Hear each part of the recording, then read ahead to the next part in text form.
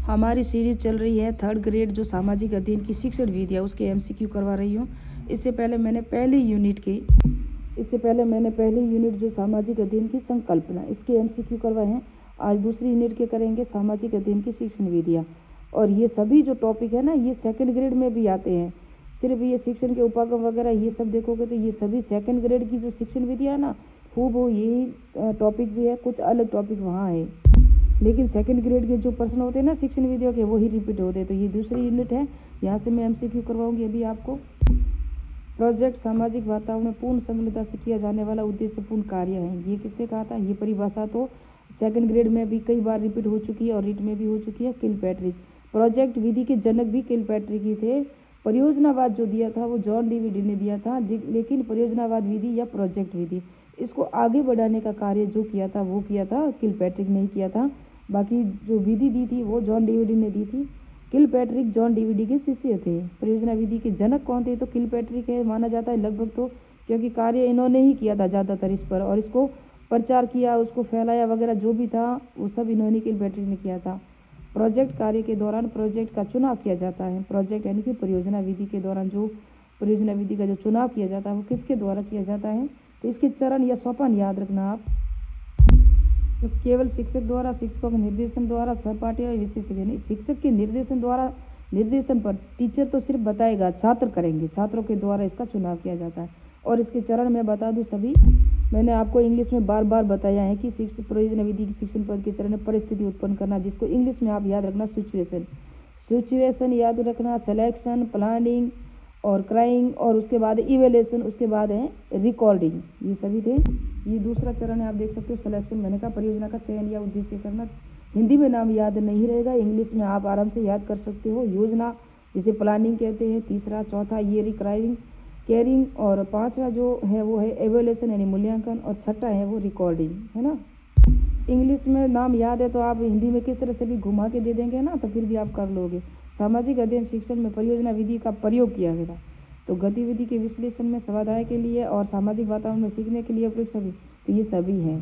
शिक्षण में परियोजना विधि महत्वपूर्ण है, क्योंकि शिक्षण में परियोजना विधि महत्वपूर्ण है क्योंकि छात्र इसमें क्या करते पता है, देखो करके सीखते। पहले तो वो जाएंगे परियोजना विधि में, आपको कोई एक योजना दी जाएगी ना, उस पर कार्य करोगे, विद्यार्थियों की रुचि होगी, विद्यार्थियों के लिए वो रुचिकर होता है और एक स्वतंत्र होता है, बच्चे आराम से सोच के करते हैं और करके सीखना इससे हो जाता है। जो आप देखते हो ना, जैसे भूगोल पढ़ा रहे हो तो आप मैप में अगर देखोगे नदियाँ हैं या कुछ झीलें हैं, मैप में देखोगे तो आपको आराम से याद रह जाएगा, बार बार उसको रटने से याद नहीं रहता, जितना आप देखोगे, सुनोगे और करोगे तो याद रहेगा। तो ये इसमें ज़्यादातर है ना करके सीखना इससे ही होता है। विद्यार्थी कार्य करके सीखते हैं महत्वपूर्ण है, ये भी सही है। विद्यार्थी रुचिकर है, स्वतंत्र होता है, लेकिन ज़्यादातर करके सीखना इससे ही होता है, ज़्यादातर मोस्ट इम्पोर्टेंट यही है, जब बाकी सभी ये भी होता है। मस्तिष्क उत्पन्न विधि में हिम बजट शब्द का प्रयोग जो है वो है मस्तिष्क उत्पन्न विधि, और इसके नए विचार का खंडन करना, नए विचार नहीं, परंपरागत विचार का खंडन करना, परंपरागत नहीं है, बर्फ के टुकड़े करना, नए विचार का खंडन करना, इनमें से कोई नहीं, परंपरागत विचार का खंडन करना, ये है मस्तिष्क उद्वेलन विधि। ब्रेन स्टॉर्मिंग इंग्लिश में याद रखना आप इसको, कल्पना सृजनशीलता के विकास के लिए उपयुक्त मानी जाती है। यह मस्तिष्क की उद्वेलन विधि जो मूल्य कल्पना और सृजनशीलता के विकास के लिए, और इसमें जो कार्य होता है वो शिक्षण में भावात्मक और क्रियात्मक इसमें नहीं होता, ज्ञानात्मक और भावात्मक ही होता है।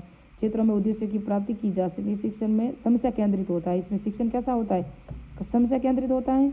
विधियाँ शिक्षण दो ही काम में लिया जाता है, उद्देश्य जिसके अंदर ज्ञानात्मक और भावात्मक हैं, और मुख्य मूलत कल्पना और सृजनशीलता पर यह कार्य करती है। ब्रेन स्टॉर्मिंग के सिद्धांत पर आधारित हैं ये आप पूरी विधि देख सकते हो। इसकी पुस्तक है ऑसबर्न की जो है अप्लाइड इमेजिनेशन, याद रखना इस पुस्तक को भी। और यहाँ देख सकते हो इस विधि में क्या होता है, छात्रों के सम्मुख ऐसी समस्या प्रस्तुत की जाती है जिसमें समाधान करने के लिए सभी विद्यार्थी परस्पर विचार विमर्श करते हैं। समस्या के प्रस्तुतिकरण के पश्चात समूह का नेता अथवा शिक्षक समस्या से संबंधित विचार, सुझाव या समाधान प्रस्तुत करने को बोलता है, इनकी बाद में बोलता है। सभी सदस्य बात के लिए, इसमें सभी बात जो भी बोलते हैं ना वो स्वतंत्र होते हैं, अपने मस्तिष्क में आए हुए विचार को खुलकर रखें। मन में कोई भी असाधारण मौलिक विचार आए तो उसे व्यक्त करना चाहिए। छात्रों को अपने मस्तिष्क को अधिकाधिक उद्वेलित विभिन्न दिशाओं में विभिन्न दृष्टिकोण में सोचने के लिए प्रेरित करना चाहिए। तो इस विधि का जो उत्तर था बता दिया। निम्न में से कौन सा मस्तिष्क उत्पन्न का चरण नहीं है? तो ये चरण का पूछ रहे हैं, तो इसमें से चरण है ना, देखो हिम व्यंजक है, समस्या का परिभाषीकरण भी होगा क्योंकि समस्या केंद्रित है, समस्या पर सकेंद्र में परिकल्पना का निर्माण है ना, ये नहीं है। ये किस चरण का विशेषता है? ये 2 चरण की विशेषता है। एक तो मैंने बताया ना आपको किसकी, समस्या समाधान विधि है ना, उसका चरण है ये चरण है। मैं अभी समस्या समाधान विधि आएगी तभी उस चरण में आपको बता दूंगी परिकल्पना का निर्माण करना। और निम्नलिखित विधियों में से कौन सी विधि उच्च प्राथमिक स्तर पर भूगोल शिक्षण के लिए उपयुक्त मानी जाती है? भूगोल विधि, तो क्षेत्रफल, जहाँ बच्चे घूमेंगे, नदी पर जाएंगे, नालों में जाएंगे या किसी मैदान में जाएंगे तभी पता चलेगा। जैसे कि अगर आपको भूगोल में अरावली को देखना है तो माउंट आबू पर जाएंगे तो नदी, झील वगैरह सब देखोगे तो क्या होगा, क्षेत्र भ्रमण होगा तो आपको जानकारी वहाँ मिलेगी। पर्यटन प्रविधि का विकास किया जाता है, प्रोफेसर रैने ने किया था पर्यटन प्रविधि का।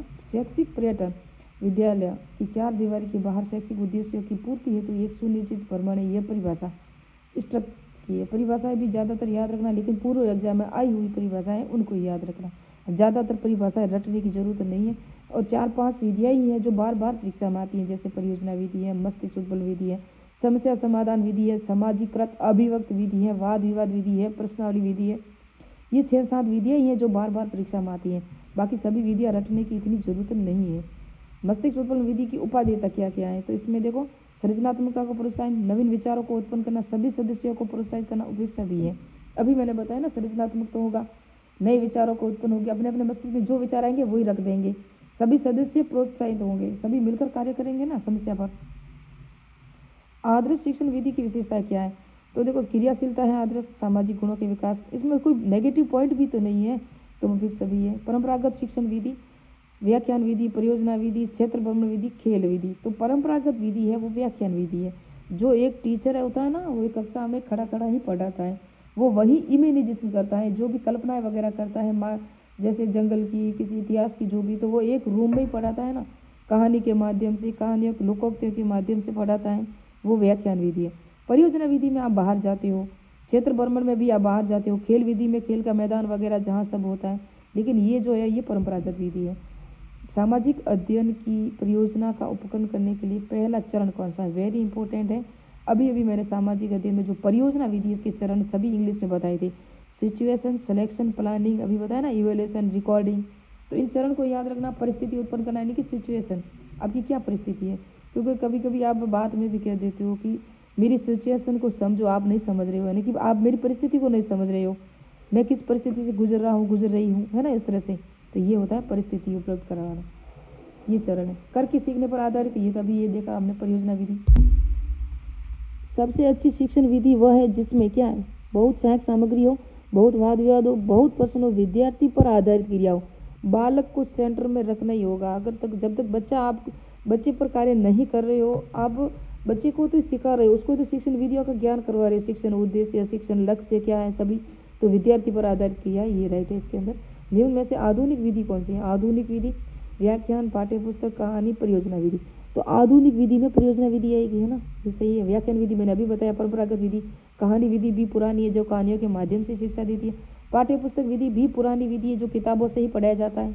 आजकल तो डिजिटल बोर्ड आ चुके हैं, ऑनलाइन टीचिंग आ चुकी है, तो क्या ये तो ओल्ड होगा, ये भी ओल्ड, ये भी ओल्ड, ये नहीं है परियोजना विधि। निम्नलिखित में से क्या परियोजना विधि का एक मूल सिद्धांत नहीं है परियोजना विधि का?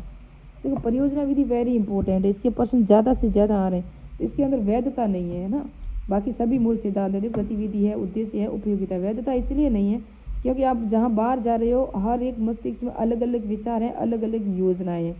परफेक्ट वैधता वो होती है, जिस तरह से मैंने आपको पूछा कि भारत की राजधानी दिल्ली है, तो कहीं पर भी जाओगे आपको वहाँ आंसर दिल्ली ही मिलेगा।